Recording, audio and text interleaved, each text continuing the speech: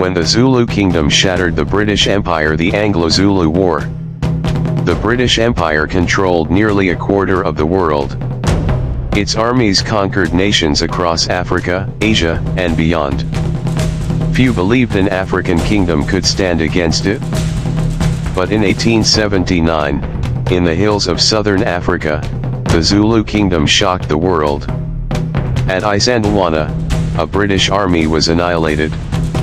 At Rorke's Drift, desperate soldiers fought through the night to survive.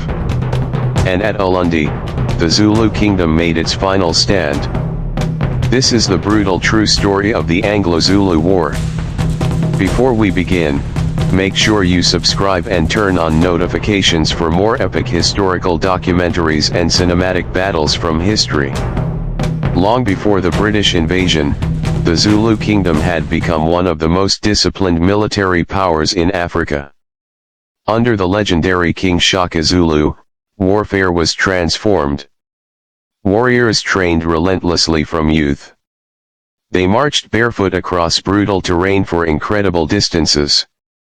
And they fought with terrifying speed, discipline, and courage. Now under King Cetshwayo, the kingdom faced its greatest threat yet, the expanding British Empire. In January 1879, British troops crossed into Zululand. Armed with Martini Henry rifles, artillery, and imperial confidence, British commanders expected a quick victory. But they underestimated the Zulu. Lord Chelmsford divided his forces and pushed deeper into enemy territory. It was a disastrous decision. Near a mountain called Isandlwana, more than 20,000 Zulu warriors moved silently through the tall grass. Waiting. Watching. Preparing to strike. Then the hills erupted with movement. Thousands of Zulu warriors surged forward in complete coordination. British rifle volleys tore into the advancing ranks, but the Zulu kept coming. Using the deadly horns of the buffalo formation, they spread around the British flanks and closed in from every direction. Spears clashed against bayonets. Gun smoke swallowed the battlefield. Officers lost control as ammunition lines collapsed. Under the blazing African sun, one of the greatest disasters in British military history unfolded. More than 1,300 British and colonial troops were killed.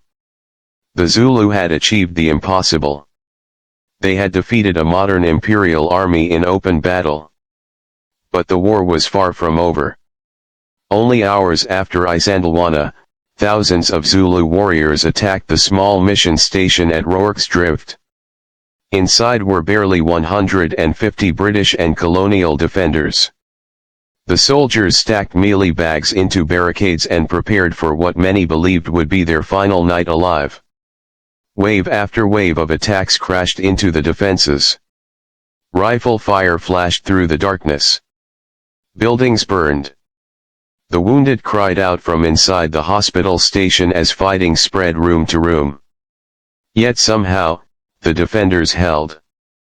By sunrise, the ground around Rorke's Drift was covered with the dead. The battle became one of the most famous last stands in British military history. The British Empire returned with overwhelming force. More soldiers. More rifles. More artillery. In July 1879, the final battle began at Ulundi. Zulu warriors charged bravely across open ground toward disciplined British firing lines. Artillery shells exploded through their formations. Gatling guns unleashed devastating fire. Still, the Zulu continued advancing. But courage alone could not stop modern firepower. When the battle ended, Ulundi burned, and the independent Zulu Kingdom was broken apart. Yet the courage of its warriors would never be forgotten. The Anglo-Zulu War changed history forever. It proved that even the world's most powerful empire could suffer devastating defeat. And it revealed the extraordinary courage, discipline, and determination of the Zulu warriors. Though their kingdom fell, their legacy endured. and across the hills of South Africa, the memory of the Zulu still echoes to this day. If you enjoyed this documentary, don't forget to like the video, subscribe to the channel, and share this story with others who love epic history and cinematic battles. More powerful historical documentaries are coming soon.